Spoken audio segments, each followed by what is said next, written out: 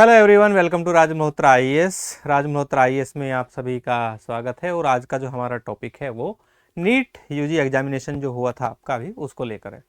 NEET जो कि एक मेडिकल प्रवेश परीक्षा होती है आपकी, उसके द्वारा जो है एंट्री मिलती है आपको मेडिकल के अलग अलग कोर्सेज में, लाइक जैसे कि आप एमबीबीएस बीडीएस वगैरह जो भी करते हैं। और ये पिछले अगर देखा जाए 3 वीक लगभग हो गए हैं, 3 वीक से बड़ा इश्यू चल रहा है। एक मास लेवल पर जो है एग्जामिनेशन लीक हुआ, लीक होने के बाद एग्जामिनेशन को कैंसिल किया गया और कैंसिल होने के बाद इसके लिए एक पीआईएल जो है वो सर्वोच्च न्यायालय पहुंच गई थी। सर्वोच्च न्यायालय ने जो है इसको संज्ञान में लिया। संज्ञान में लेते हुए फिर उन्होंने जो है इस पर जो है कल सुनवाई के दौरान क्या सर्वोच्च न्यायालय ने एनटीए को कहा उसके बारे में हम यहाँ पे डिस्कस करने वाले हैं। सर्वोच्च न्यायालय ने जो है बड़ी खरी खोटी इनको सुनाई, बहुत सारी फटकार भी लगाई। शिक्षा मंत्री को भी जो है शिक्षा मंत्रालय को भी जो है फटकार लगाई कि भाई क्या कर रहे हैं आप लोग। तो ये सारी चीज़ें हैं, तो उसको जानने के लिए मैं अमरजीत सिंह आज डिस्कस करने वाला हूं एनटीए वर्सेस सुप्रीम कोर्ट, यानी national testing agency versus supreme court. उसमें हम देखेंगे कि क्या हुआ है। तो चलिए डिस्कस करते हैं इसको। सबसे पहले अगर हम देखें तो नीट का जो एग्जामिनेशन है, सर्वोच्च न्यायालय ने जब इसको सुना, सुनने के बाद में दोनों तरफ से जब वकील इसमें बहस कर रहे थे, तो सर्वोच्च न्यायालय ने पहली लाइन में जो है जो बेंच थी उसने क्या कहा, उसने कहा कि नीट का जो एग्जामिनेशन है इससे जो बच्चे हैं और बच्चों के जो अभिभावक हैं, यानी इसमें छात्र और परिजन दोनों ही जो है वो एक मेंटल ट्रॉमा से गुजर रहे हैं। क्योंकि इस एग्जामिनेशन में हार्ड वर्क तो लगता ही है, हार्ड वर्क के साथ साथ उन्होंने कहा है कि इसकी स्टडीज में, ठीक है, इमोशनल इन्वेस्टमेंट और साथ ही पैसे का जो इन्वेस्टमेंट है दोनों ही लगते हैं, क्योंकि भावनात्मक जो है स्टेटमेंट भी इन्वेस्टमेंट भी इसमें होता है। तो इसके लिए जो है उसने बड़ी फटकार लगाई है। सर्वोच्च न्यायालय ने कहा है कि ये बड़ी जो है दर्दनाक बात है कि इसमें जो है परिवारजनों की और साथ में बच्चे का जो इन्वेस्टमेंट है उससे दोनों ही, परिवारजन भी और बच्चे भी दोनों ही जो है वो बहुत ज़्यादा आहत हैं, ऐसा सर्वोच्च न्यायालय ने इसमें कहा है।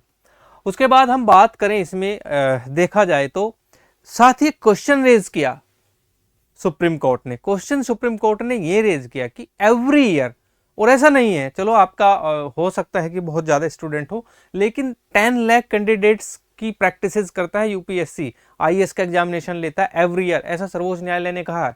अगर यूपीएससी जो है से कोई गड़बड़ी या गलती नहीं होती, आप एक ही गलती को बार बार क्यों दोहराते हैं? तो उन्होंने ये भी कहा है। और साथ में उन्होंने ये भी कहा है, जब इनकी तरफ से कहा गया कि नहीं हम नेक्स्ट ईयर जो है वो सीबीटी लेंगे, कंप्यूटर बेस्ड टेस्ट लेंगे और ये चीज़ें ठीक हो जाएंगी, तो तब भी सुप्रीम कोर्ट में जो हमारी बेंच बैठी थी जिसमें जस्टिस पीएस नरसिम्हा जो है उसके चेयरपर्सन थे, इन्होंने ही पूछा कि भाई यूपीएससी का एग्जामिनेशन तो एवरी ईयर कंडक्ट होता है और बिल्कुल नॉर्मल पेन पेपर वाला ही एग्जामिनेशन कंडक्ट होता है, उसमें कोई अलग से नहीं होता, और बिल्कुल नॉर्मली एग्जामिनेशन कंडक्ट होके बिल्कुल सारी चीज़ें ठीक हो जाती है। तो यूपीएससी जब कोई गड़बड़ नहीं करता है तो आपकी गलतियां कैसे बार बार दोहराते हैं? तो ये क्वेश्चन उनके ऊपर रेज किया जस्टिस पीएस नरसिम्हा की बेंच ने, और ये जस्टिस पीएस नरसिम्हा है जिनकी बेंच बैठी थी, बेंच ने जो है ये इसमें कहा है। ठीक है, इसमें अगर हम बात करें, इसके बाद जो है बेंच ने कहा है कि ऐसा नहीं है कि ये बहुत बड़ा जो है एक ऐसी चीज है कि इसको हम प्राप्त ही नहीं कर सकते। ठीक है, उन्होंने ये भी कहा है कि सिचुएशन जो है वो अभी अंडर कंट्रोल है, बियॉन्ड आवर कैपेसिटी नहीं है, इसे हम संभाला जा सकता है। और ये कहा भी सच है, इतना बड़ा ये जो है सिस्टम नहीं है कि भाई ये लोग पकड़ ही नहीं पा रहे हैं। ठीक है, बात ये है कि ये या तो बहुत ज़्यादा आलसी हो चुके हैं एनटीए के ऑफिशियल्स जो हैं, और या इनका कोई जो है उनमें देखा जाए तो कहीं ना कहीं इनकी मिली भगत का भी मामला हो सकता है, बहुत सारी चीज़ें हो सकती हैं इसमें। लेकिन सुप्रीम कोर्ट ने कहा है कि ये इतनी बड़ी बात नहीं है कि आप एक एग्जामिनेशन को लीक होने से नहीं रोक सकते। जब किसी भी लॉ एंड ऑर्डर में को मेंटेन करने की बात आती है और पुलिस व्यवस्था जब की जाती है तो लॉ एंड ऑर्डर को अच्छे से मेंटेन किया जाता है। ठीक है, कोई भी लूप होल्स वहाँ पे देखने को नहीं मिलेगा, ये तो एग्जामिनेशन है। ठीक है, तो ये चीज़ें इसमें आती हैं। तो इसमें अगर हम बात करें तो सर्वोच्च न्यायालय ने कहा है कि सबसे बड़ी बात क्या होती है कि किसी भी ऑर्गेनाइजेशन में जब एक्सपीरियंस्ड ऑफिसर्स जो होते हैं, जो अनुभवी अधिकारी होते हैं, वो ट्रांसफ़र हो जाते हैं। और ये सच बात भी है, किसी भी ऑर्गेनाइजेशन में अगर कोई भी अनुभवी ऑफिसर जो है ट्रांसफ़र हो जाता है या रिटायर कर जाता है तो उसके साथ उसका अनुभव भी चला जाता है, उसके बाद उसको मेंटेन करने वाले अधिकारी नहीं रहते हैं, ये इसमें बड़ी बात होती है। और साथ ही उन्होंने कहा है कि हमें जो है प्रॉब्लम जो भी है ये इसको कहीं ना कहीं इसकी रेस्पॉन्सिबिलिटी को कहीं ना कहीं फिक्स करना चाहिए। साथ ही इन्होंने कहा है कि what steps are being taken to retain expert staff, और इसको हम देखेंगे कि कैसे जो एक्सपीरियंस है उसको रिटेन अगले स्टाफ तक जो है रिटेन करके इसमें रखा जाए। साथ ही इन्होंने कहा है कि इंस्टीट्यूशनल जो नॉलेज है हमारी, ठीक है, उसको प्रिजर्व करना चाहिए और कंटिन्यूटी और एक्सपर्टीज को कहीं ना कहीं इंश्योर करना चाहिए। ये बहुत सारी जो है बातें सर्वोच्च न्यायालय ने कही है एनटीए के लिए। अब एनटीए ने जो है, एनटीए ने एफिडेविट दिया है, साथ ही एनटीए के साथ साथ जो है एफिडेविट मांगा गया है किससे, जो हमारा शिक्षा मंत्रालय है, शिक्षा मंत्रालय को भी एफिडेविट देने के लिए कहा है कि आपने क्या जो है स्टेप लिए, इसके बाद जब ये घटना हुई आपने क्या स्टेप लिए, कौन कौन से रिफॉर्म किए हैं, क्या किया है, उसका भी एफिडेविट जो है सुप्रीम कोर्ट ने मांगा है शिक्षा मंत्री धर्मेंद्र प्रधान से। अब शिक्षा मंत्रालय को देना है कि हमने क्या स्टेप लिए हैं। अब यहाँ पे देखा जाए एनटीएस करेक्टिव स्टेप्स जो हैं उन्होंने बताए हैं, अपने करेक्टिव स्टेप्स देख लेते हैं। इन्होंने पहला करेक्टिव स्टेप अपना बताया है कि हम जो है नेक्स्ट जो एग्जामिनेशन है वो कंप्यूटर बेस्ड टेस्ट लेंगे, यानी सीबीटी मोड लेंगे।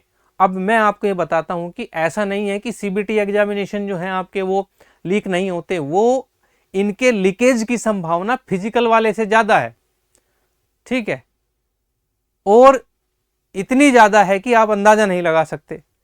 साथ ही इन्होंने कहा है कि multiple sets of question papers हम बनाएंगे, कितने भी सेट्स बना लो, अगर सीबीटी एग्जामिनेशन होता है तो पॉसिबिलिटीज ज्यादा हैं कि लीक हो, कम नहीं होंगी।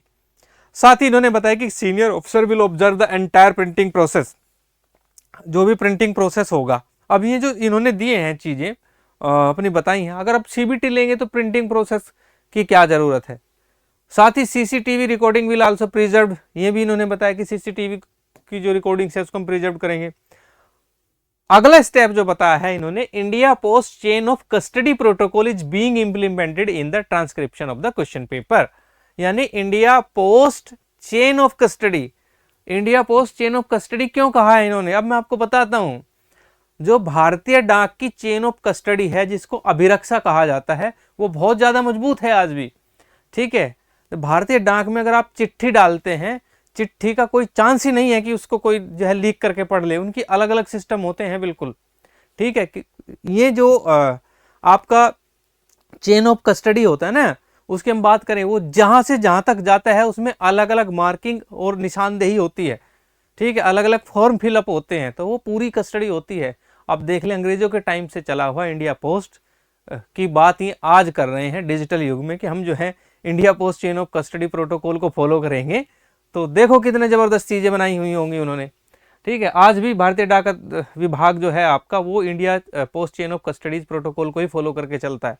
तो ये भी चलो खैर इन्होंने कहा है। साथ ही कहा है कि जहाँ भी ये क्वेश्चन पेपर्स जो होंगे उसके लिए सिक्योरिटी के लिए सेंट्रल आर्म्ड पुलिस फोर्स को की निगरानी में होगा, यानी सीएपीएफ, जिसमें आपके सीआरपीएफ, सीआईएसएफ, ठीक है, और भी ये जो आती हैं दिल्ली पुलिस भी इसमें ही आ जाती है। जो आपकी सेंट्रल आर्म्ड पुलिस फोर्स है उसको ये लगाएंगे उसकी सिक्योरिटी के लिए। खैर ये अच्छी बात है, अगर सेंट्रल आर्म्ड पुलिस फोर्स की सिक्योरिटी लगती है तो मेरा अपना मानना है कि प्रिंटिंग प्रेस के अंदर से तो पेपर लीक नहीं होगा, बाहर आके पेपर लीक हो जाए वो बात दूसरी है, ठीक है। चलिए नेक्स्ट इन्होंने कहा है कि जब ये पेपर डिस्ट्रीब्यूशन के लिए अलग अलग डिस्ट्रिक्ट्स में जाएंगे, ठीक है, अलग अलग जनपदों में जो है ये जाएंगे, उसके बाद जो है custody and police surveillance will be increase at the district level. तो यहाँ पे जो है जो पुलिस सर्विलेंस है कस्टडी में, ठीक है, वो इसमें पूरी तरह से लागू किया जाएगा।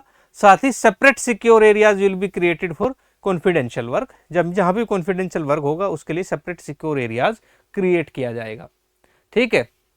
तो ऐसा एनटीए ने अपने करेक्टिव स्टेप्स में एक एफिडेविट में सर्वोच्च न्यायालय को दिया है कल, ठीक है। अब इसमें जो है आपकी क्या राय है, क्या करेक्टिव स्टेप ये काम करेंगे या ये करेक्टिव स्टेप भी आपके ऐसे कैसे रह जाएंगे, आगे लीकेज होने ना होने की कितनी संभावना है, सारी चीज़ें आप बच्चों कमेंट बॉक्स में मुझे ज़रूर बताया करें। और ऐसे इन्फॉर्मेटिव वीडियोज़ को देखने के लिए आप क्या करें कि हमारे चैनल को लाइक, शेयर एंड सब्सक्राइब करें। आज के लिए इतना ही, थैंक यू।